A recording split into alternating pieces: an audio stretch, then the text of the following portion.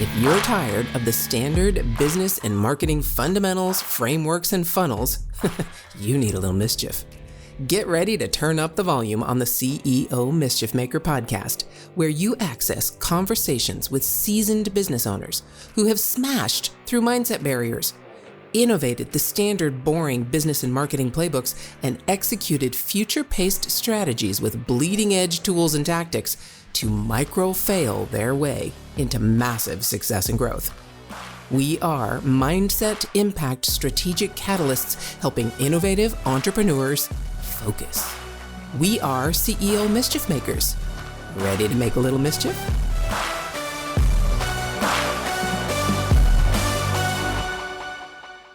CEO Mischief Makers, welcome back to my conversation with Chad Collins. If you haven't listened to the first two episodes, I highly recommend, seriously encourage you to go do that, because we are going to go deeper into strategy and tactics right now. And Chad, welcome back to the conversation. I've had a blast, as I know I always do, chatting with you whenever we get a chance to chat.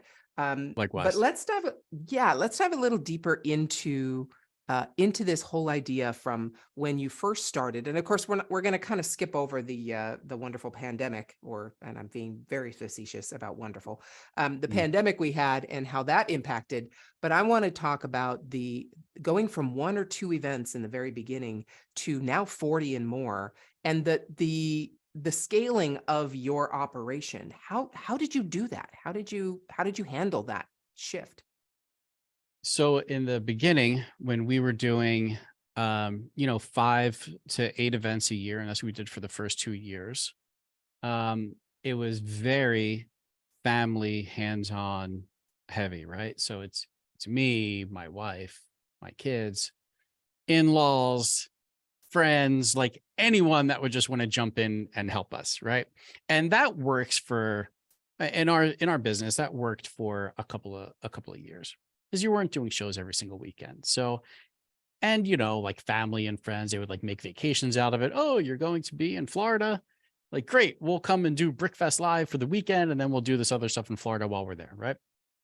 And when you start thinking about, well, how big could this be? How many people can we impact? How many shows can we produce? You quickly start to understand that the small team that we have and the other folks that are coming in to help out, it is not scalable in its current form. So then how do you make something that seems unscalable scalable? And the first thing I did is I went on Amazon and I learned all about franchising. So I read several books about how to create a franchise and what the best franchises did to become the best franchises in the world. And you very quickly understand that you're creating basically a playbook for your business, something that you can hand off to someone else, and they will need very little guidance and support to get that specific task done, becomes paramount to your ability to scale.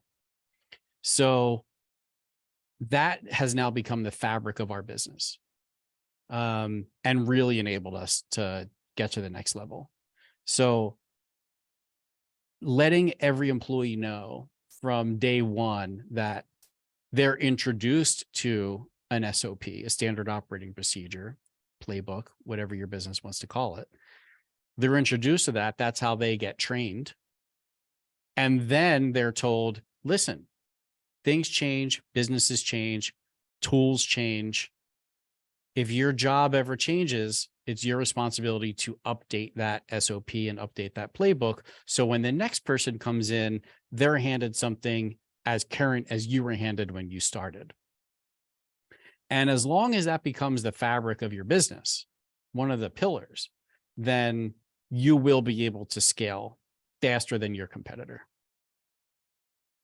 Wow. Yes. And especially when you put that capability and responsibility onto your staff to be able to have ownership of that process. then they're the ones actually doing it every day, not you anymore. So they're the ones that actually can update it and understand how to do it more effectively and more efficiently.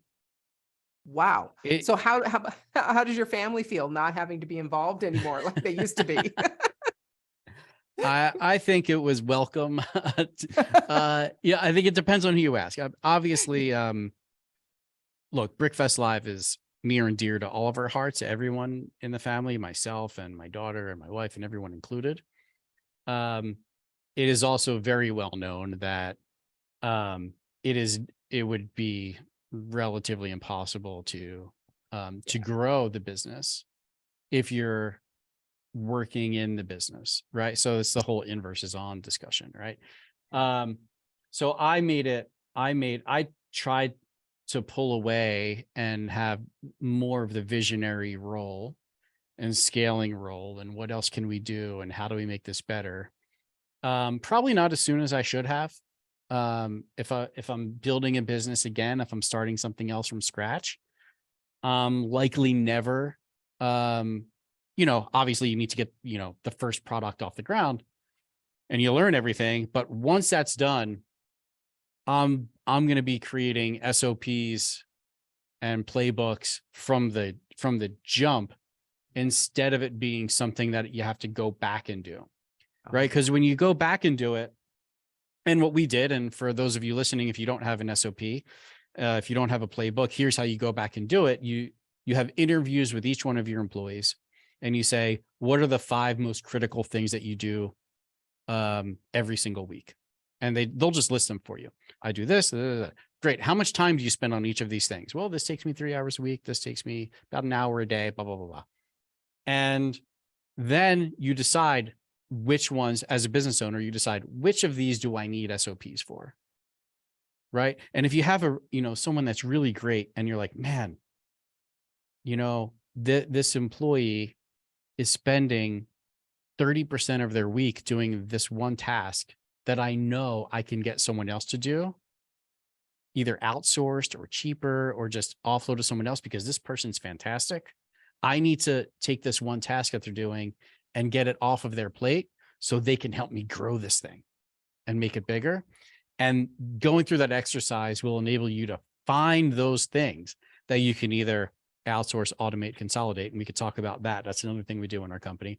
And a safe way, make people feel safe. They're not going to lose my job if I outsource this. Then that will really set you up for max scale. Yeah, definitely. I call it outsource, or I call it eliminate, automate, and the other one is outsource. I don't remember the 8, but it's those 3 things. It's that same concept of, are we going to automate it? Right? Can we? And now there are so many more opportunities to automate things. Yep. Are we going to automate it? Are we going to eliminate it? Delegate. Sorry, that's it. The delegate word. Delegate. Right. Yeah, those are the 3 options when you look at a task. And I put that on our not to do list. Instead of to-do list, this is our not to do list. What out of these tasks are we not going to do? Eliminate, automate, or delegate. Yeah. So let's talk a little bit more about how you were able to use your communication and messaging tactics to actually allow you to not just scale, because scaling is a very impersonal thing. You just scale, you just do more of the same. But you did more than that. You didn't just scale, you actually honed in on the market that really loved what you were doing at the same time. So how did you craft that messaging and understand what it is you needed to adapt your events to in order to be able to scale effectively with humans? Yeah. So knowing, we talked about this earlier in an earlier episode, which was like knowing who your avatar is and how do you find that?